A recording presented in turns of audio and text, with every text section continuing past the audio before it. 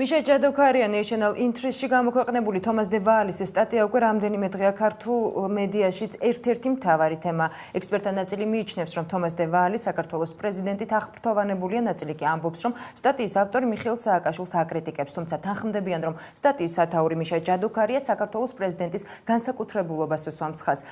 კიდევ ვინ და რა შეხედავს მიხეილ სააკაშვილის განუმეორებლობას და რამ შეძრა თომას დე ვალი საქართველოში ვიზიტისას შორენა ხვიჩი არკვევდა.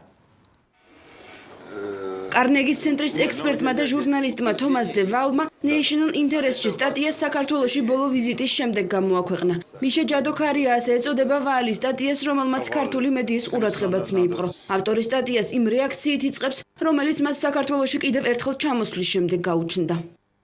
გასულ კვირას რამდენიმე დღე მას შემდეგ, რაც თვეებია, აქ არ ვყოფილ ვარ თბილისში, გავატარე და ქართული ცხოვრების ახალმა რეალობამ განსაკუთრებული ძალით შემძრა. მიხეილ სააკაშვილი ისევ მეთაურობს. მე არ ვიცი რა ძრავს და არ ძრავს თომას დე ვალს, მაგრამ მოლოდინი რა თქმა უნდა ყველასი იყო, რომ ომში დამარცხებულ ქვეყანას ხელისუფლება შეეცვლებოდა. ოღონდ ერთი რამე ვერ გაითვალისწინეთ. დასავლეთის ქვეყნებში ასეთ ხელისუფლება თვითონ მიდის. ფსიქოლოგი რამაზ საყვარელიძე მიიჩნევს, რომ თომას დე ვალის სტატიის სათაური მიშა ჯადოქარია დაახლოებით ისე აღიქმება, როგორც საქართველოში უკვე კარგად ცნობილი მიშა მაგარია.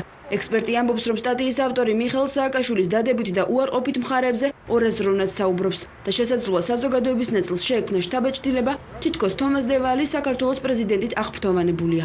სასურველი იქნებოდა დაუშვათ იგივე სააკაშვილს ისე სხვისთვის დაეტოვებინა თანამდებობა, ეგ ევროპული მოდელი რეალიზაცია როგორც იქნა მომხდარიყო საქართველოში და უკეთესად მოეწყო ის, რაშიც მიშა ძალიან ძლიერი არ არისო.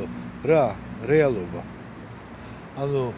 ის რომ მიშა მაგარია, ეს რეალობას არ ეხება. ილუზიონისტები რო იტყვიან მაგარია და ახალ ასეთ მნიშვნელობით ამბობს მიშა ჯადოქარიას ამ შემთხვევაში. თომას დე ვალი წერს, რომ მიხეილ სააკაშვილის მაღალ რეიტინგულობის მიზეზი ქართული ოპოზიციის სისუსტეა, თუმცა მთავარ მიზეზად მაინც სააკაშვილის პირად თვისებებს მიიჩნევს. ნაწყვეტი სტატიიდან. ყველა სხვა პოლიტიკოსზე მეტად სააკაშვილს ვუწოდებდი ჯადოქარს, ისეც რომელსაც შეუძლია ყველასთვის იყოს ყველაფერი. ის ხან ათათურქია, ხან ჯორჯ ბუში, ხან ზვიად გამსახურდია და ხან ვლადიმერ პუტინი. ისმე ბილ კლინტონსაც მაგონებს, ბუნებრივ კომუნიკატორს და ბორის ელცინსაც, რომელიც ისე აწესრიგებდა პოლიტიკურ წრეებს, როგორც ამას სხვა ვერასდროს ახერხებდა. მიშას ჯადოქრობაზე თომას დე ვალის გარდა ქართული გამოცემებიც წერენ. ჟურნალი ლიბერალი სხვა მედია საშუალებების მსგავსად National Interest-ის სტატიას გამოეხმაურა. თუმცა საქართველოს პრეზიდენტის განსაკუთრებულობის შესახებ თომას დე ვალის არგუმენტებს კიდევ ერთი მიუმატა. გამოცემა იმ ვებგვერდის შესახებ წერს, რომელიც რამდენიმე დღის წინ გამოჩნდა და მთავარ გვერდზე წითელ ფონზე ოქროსფერი ასოებით გამოტანილია სიტყვები სააკაშვილი პრემიერად. ვებგვერდზე თავმოყრილი მასალებისთვის კი ეპიგრაფად მიხეილ სააკაშვილის სიტყვებია წამძღარებული. რა გგონიათ, დაცვრომ ბაბაიას დაუძახებ მოეწონები და აღარ შეგჭამს? დათვი უნდა გააგდო, დათვთან მოლაპარაკება შეუძლებელია. ხოლო როცა ის ადამიანური სახით მოგიბრუნდება, ადამიანს ყოველთვის უნდა ელაპარაკო.